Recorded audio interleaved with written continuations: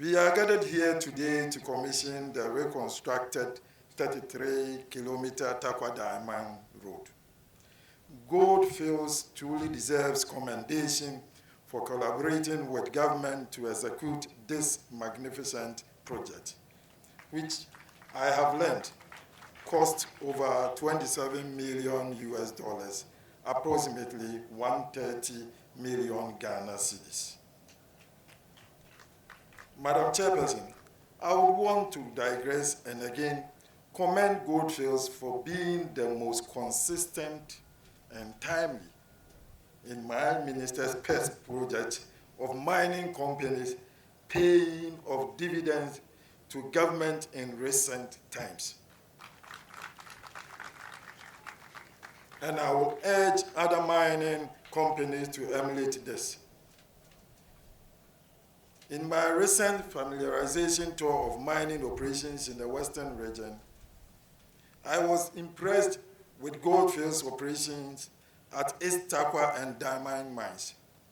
Apart from the hospitality and professionalism of the management and staff I interacted with, I took notice of the exciting stories and tangible evidence of the mine's social investment initiatives, including the improvement of healthcare for its community members by constructing and rehabilitating healthcare facilities in the mine's host communities. The road is therefore the icing on the cake of the company's activities in this region, and it is my expectation that Goldfields will continue to set the bar high for its peers. I believe that by alignment of their CSR projects with appropriate local infrastructure needs, mining companies can contribute positively and significantly to the sustainable development of their host communities. By this road, therefore, Goldfields has contributed to a legacy project for the betterment of the citizenry in its area of operation.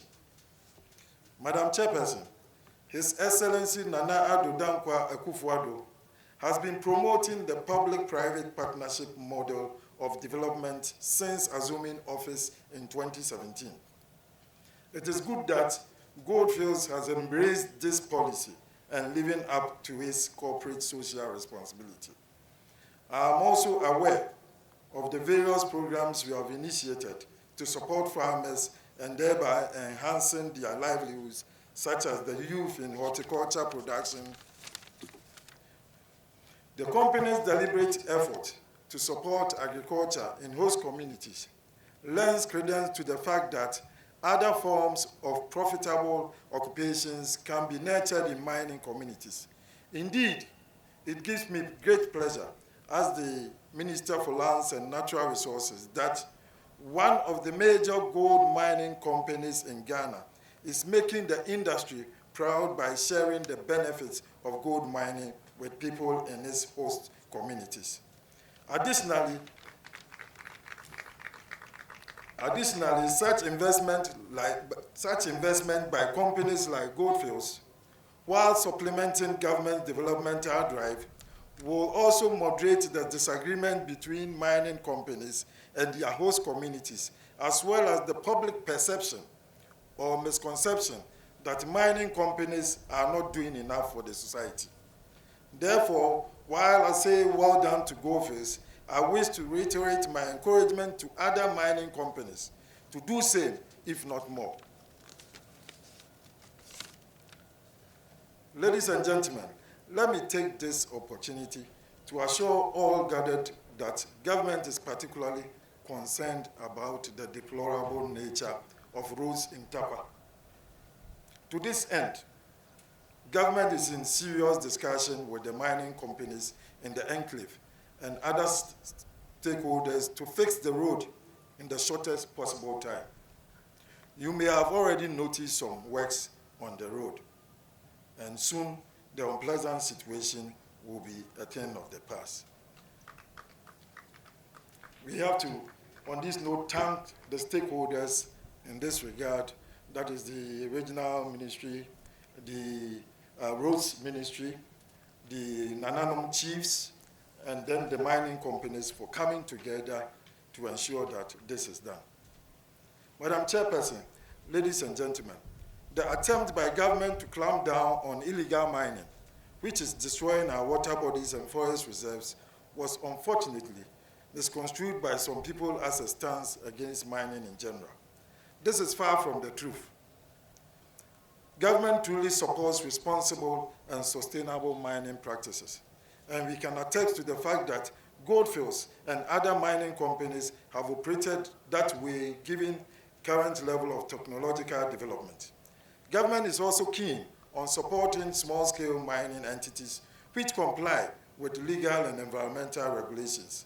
As I indicated a few weeks ago at the annual general meeting of the Chamber of Mines, the ministry will not relent in its quest to fight the illegal mining menace. The government is currently adopting a multifaceted approach and will collaborate with credible mining companies to end the menace by streamlining the activities of small-scale miners. Ladies and gentlemen, I am also pleased to announce that government through the Ministry of Lands and Natural Resources and the Ministry of Finance, among others, is pursuing vital policies and strategies to grow the mining sector.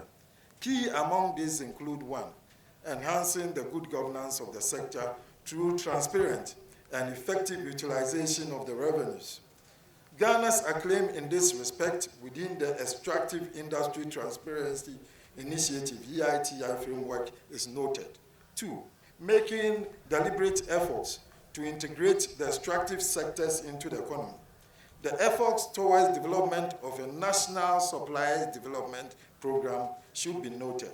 And then 3, streamlining the fiscal regime to make it appropriate and mutually beneficial for both investors and the host, both government and host communities. Moves to ensure effective and efficient utilization of the Minerals Development Fund are noted. On this note, Mr. Bako, this is to assure you that government is working on that.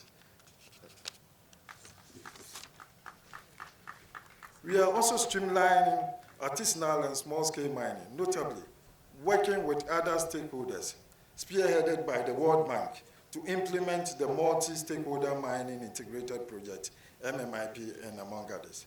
I am convinced that the implementation of such critical policies and strategies will help in a large measure to provide the enabling environment for the mining sector to thrive in the country.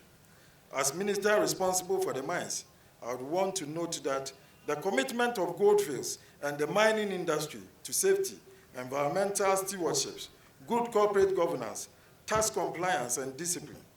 However, safety consciousness and discipline should not end at the mines corridors. Employees of mining companies are expected to be good ambassadors of safety and discipline in our society as well. Personally, if adopted, I believe that the strict safety protocols observed at major mining companies such as Goldfields can drive the government's agenda for a disciplined Ghanaian society that we all crave for.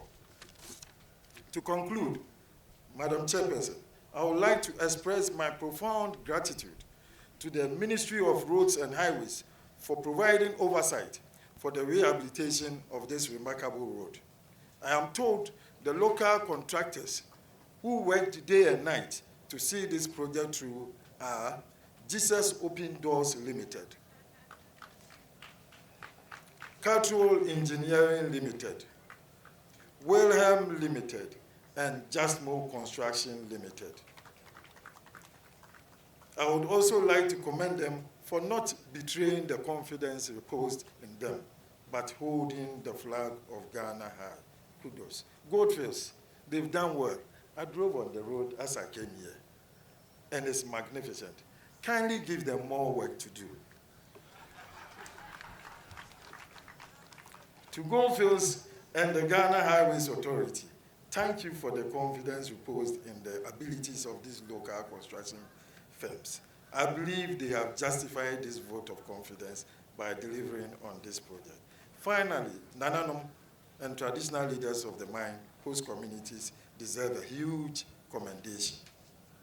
they voiced the need to rehabilitate this road through their various interactions with Goldfields leadership. Thank you, Nanano, for sustaining the cordial relationship with the company for the development of your communities.